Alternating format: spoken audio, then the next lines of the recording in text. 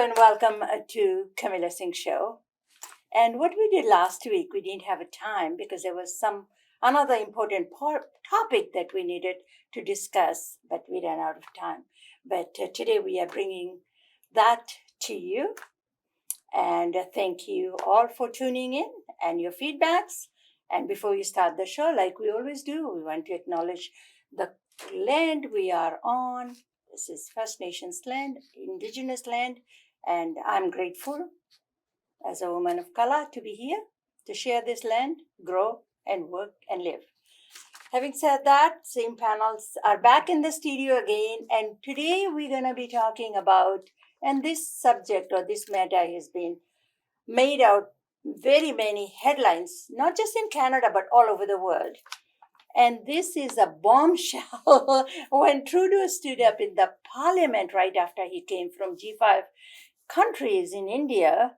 And I don't know what went in there. Nobody will ever be able to find out. But as soon as he came back, he found out that he got proof with CSIS that India was involved in the killing of a Canadian national at the Gurdwara, Harjit Singh Niger. So that's what we are gonna, and since then, this thing hasn't stopped. So I'm gonna ask the panel, what do you think? Do you think what Trudeau said, and was it the right time for him to say as a prime minister, or he should have something to show the documents? This is what I have in my hand, and Indian government was involved in the killing of this Harjit Singh Niger at the Gurdwara.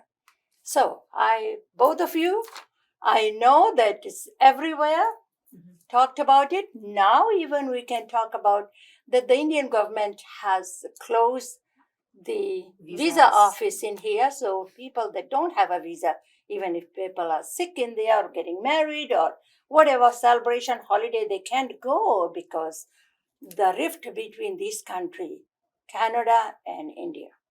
Take it away, ladies. Oh, you're looking at me. No, I can go anybody. if you want, doesn't matter. Okay, go ahead. Yeah, Anyways, yeah, last time I yeah. started. So transparency, I knew Mr. Niger, I spoke at his Gurdwara, he invited me to talk about Kamloops 215, so I've been involved with that Gurdwara for a number of years.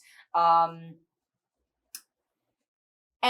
our school was planning a trip to India with Barj Dahan, and so that's been put on the sidelines for probably a good year.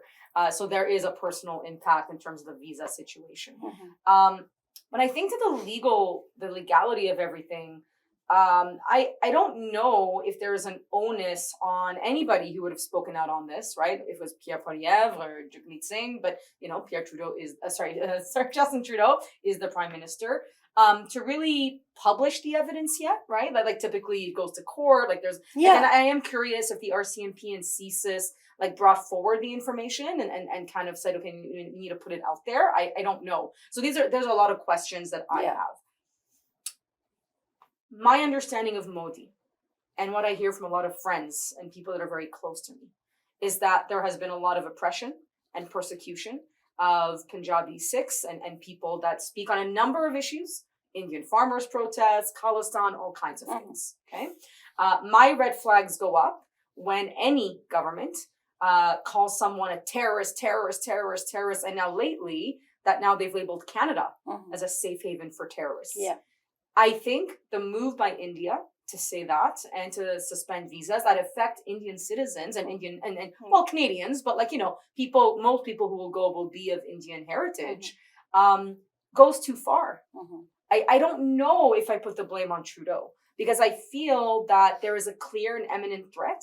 I have friends who get death threats and all kinds that come from the RCMP, that come from CSIS, the CIA, that are told, be careful. Right? Because, we're getting threats against your life here in Canada. So I feel like Niger was the tip of the iceberg, unfortunately. I think this needs to be investigated. I think this needs to be proven or disproven or whatever. But I feel that maybe because I live right there, in our community, the tension was so high. Yeah. The fear so great. Yes. Somebody had to do something. And if we kept it in the background, I don't know. I don't know if that would have really calmed the nerves of people. Could we have known what India would have done? I don't think so. And so, yeah, it's a tough one, right? Perhaps there was another way to do it. I'm not saying that Trudeau was 100% right.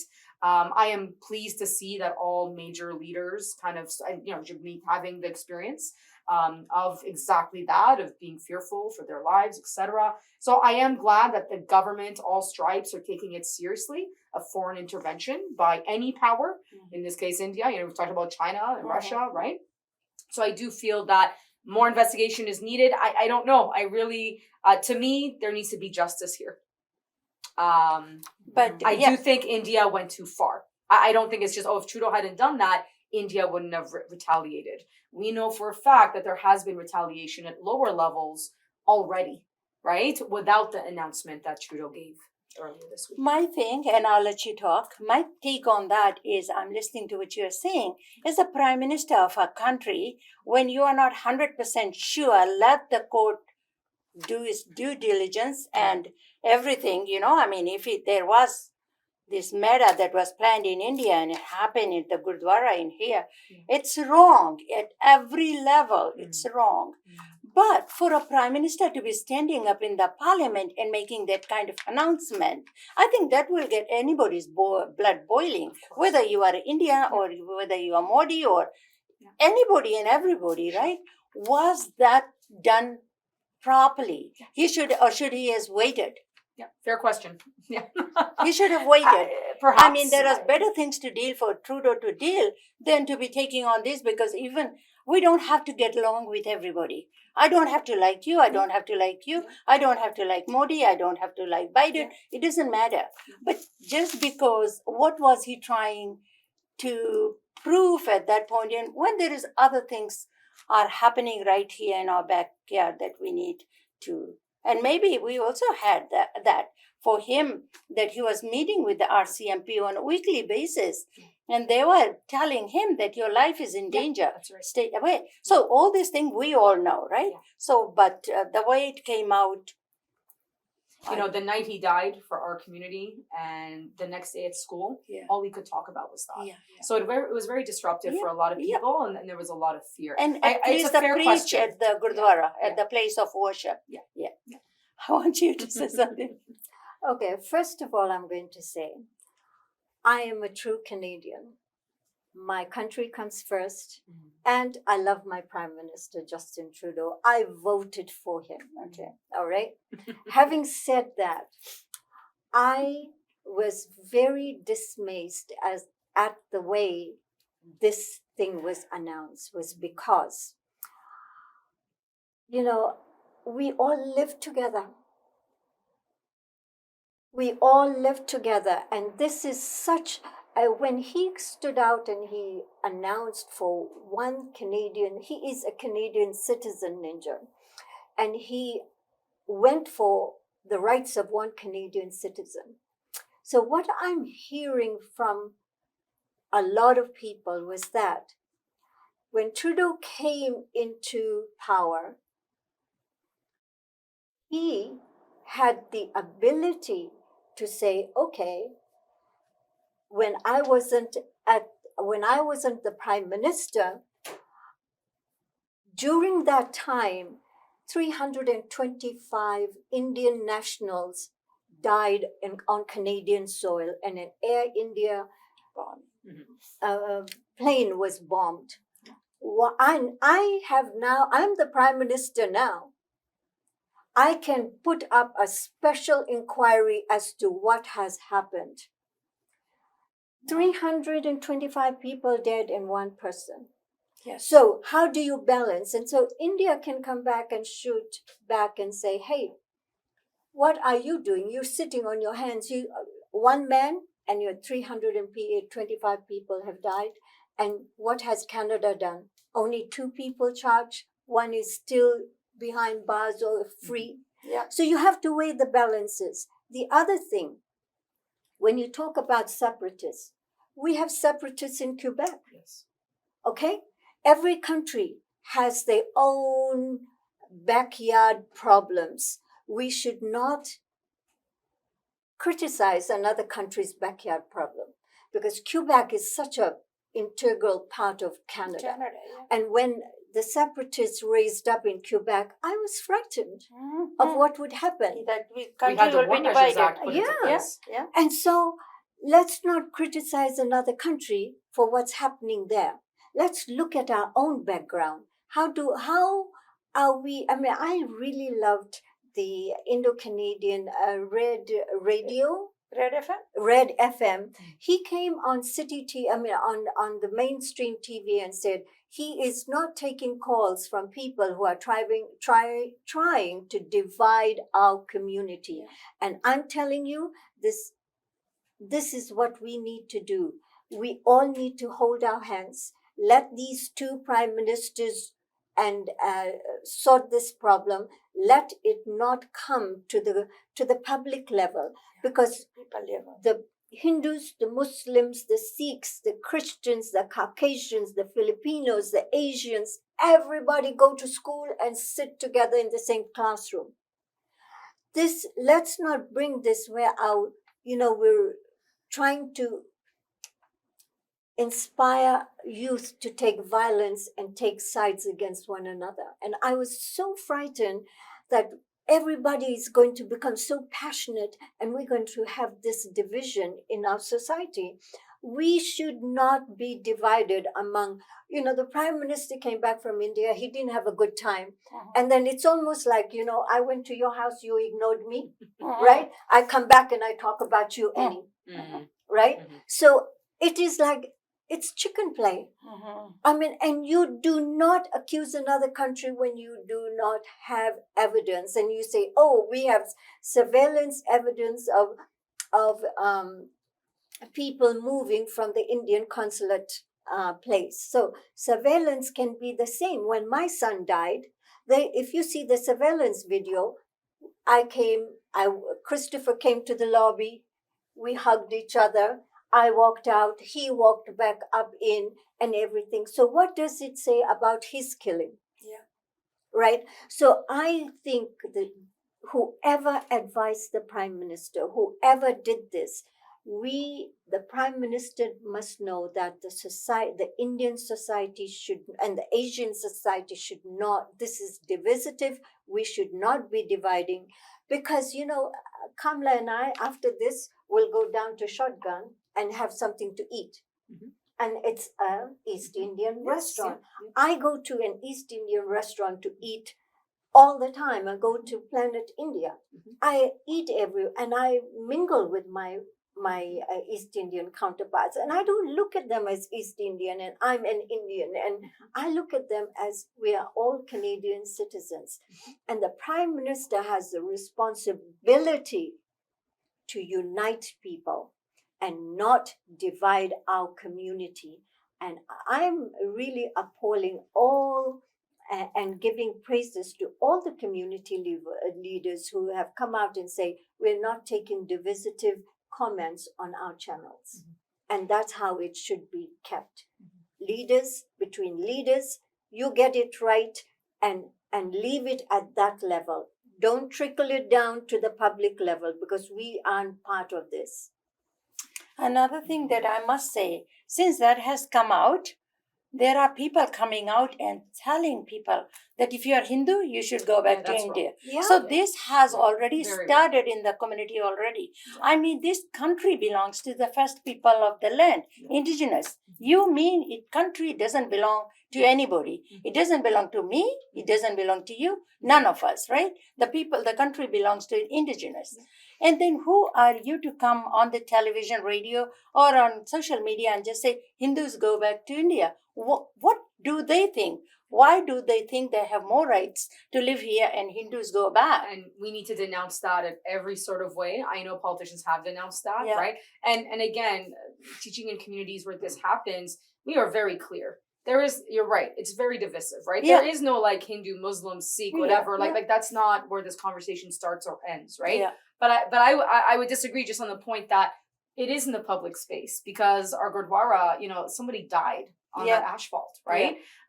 There was a crime committed. Yeah. And at the end of the day, because this might be, if you have a legitimate breaching of sovereignty, then it becomes the issue of the international court, Yeah. right? It might not be even, perhaps the actual murder that would be adjudicated here, but there might be other charges that need to be taken to the international level. We've started wars over less. But Yeah. where's the And evidence? I think we do have to be careful. But I have to say, when the Americans came out and said that they were now and that the information did, the New York Times has an article Yeah. like information did come from the CIA as well. Yeah. I want to hope, because you know what? Absolutely, I would be livid if they said this without evidence, right? Yeah. No, right? I don't care what the situation is. If you don't have, there was an Iraqi war based on no evidence, right? On trumped up evidence. So we've seen it before. Yeah.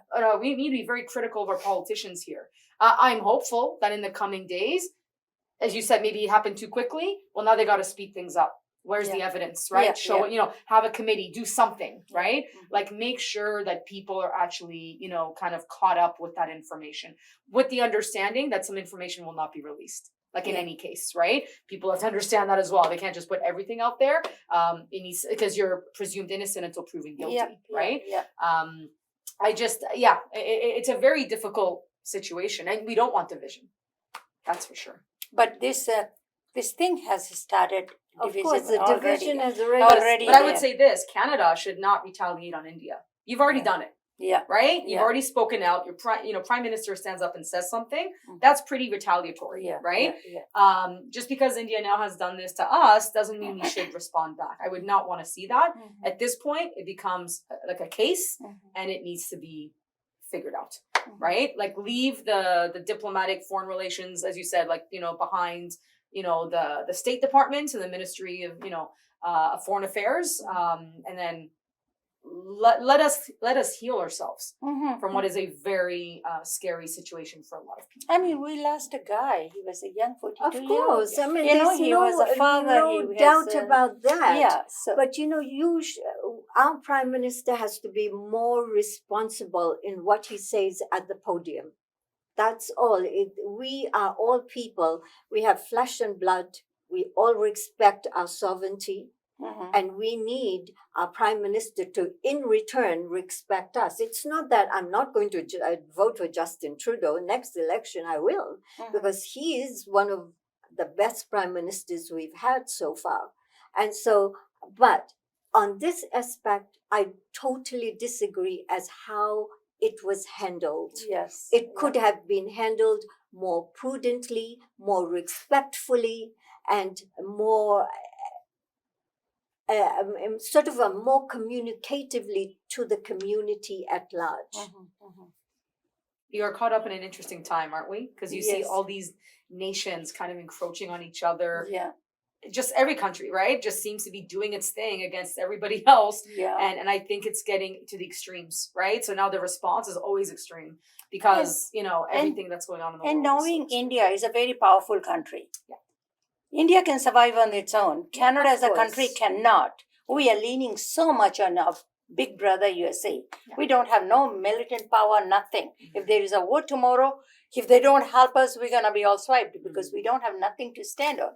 But India by itself is a very powerful country. But at the same time, being a powerful country, we do not want to say give all the powers to them and they can do what they want. And another thing, this damage has already been done. Now we can talk about the people that are listening to us today. What can we say or do as people here that it doesn't get out of proportion and blown? And there will be so many other people. You will be targeted if you're Hindu. You will be targeted if you're Sikh. Not all the Sikhs are Khalistanis. Not all the Sikhs that live in the country. There are 780,000 Sikhs living in here. They are not Khalistani. They don't believe. They believe in peace. And so what can we do now to make sure that we can live peacefully in the neighborhoods that we do, and then let the court decides, let the system takes its own course and bring everybody to justice. We can embrace each other. We can talk about it, have an open dialogue about it, and not flame things around us. We have to stay neutral.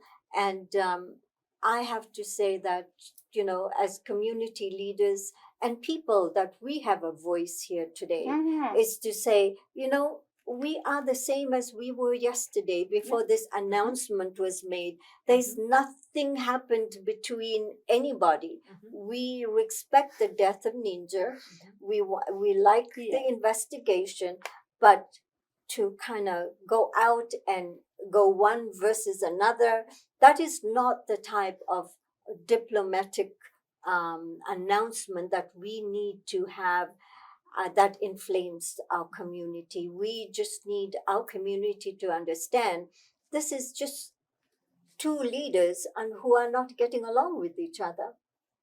I think leadership does need to preach calm. Mhm. Like I said, Jagmeet Singh's comments were, it was still his lived experience, but said from the seat of power. Mhm. And I did appreciate that, right? It didn't inflame, it didn't go after. Mhm. I think all of us, whether we educate kids, right? Because I remember the day after, people, and there wasn't a lot of it, but in the media there was. Mhm. And just the idea of like, okay, like as you said, we're still the same, Mhm. right? Mhm. Just because this happened doesn't mean we go out and Mhm. hurt other people. Mhm. I think maybe a moment of unity in terms of, yeah, I'm Hindu, I'm this, I'm not, like learning Mhm. about one another, and then actually talking policy, right? If there are policies you disagree with, that's fine, right? That's what a democracy is meant to do. But I would like to see, I mean, I think it's happening, but a very definitive, like, okay, we have this notion, let's investigate it, but the country is moving forward, and really I hope to have dialogue with India to hopefully resolve the visa situation. It's impacting a lot of Indian people. And so it's hurting really not just Canadian citizens, Indian citizens, and other citizens. Like, I think that's the reality behind that. And I don't agree. I don't think I don't agree when we call other countries terrorist countries. Mhm. So I'm not happy that Canada all of a sudden is a safe haven for terrorists. Yeah. You are putting down every single Canadian, Yep. and that is wrong, right? So a response to that, I think, is fair, because it shouldn't happen to anybody. Yeah. We don't like it when it happens to India or the Middle East or Russia or anywhere, Mhm. right? The state is different than the people, Yeah. right? You might disagree with the state's policies, Mhm. but never go against The innocent lives that have nothing to do in the day-to-day with what's going on. But we come to Canada for what?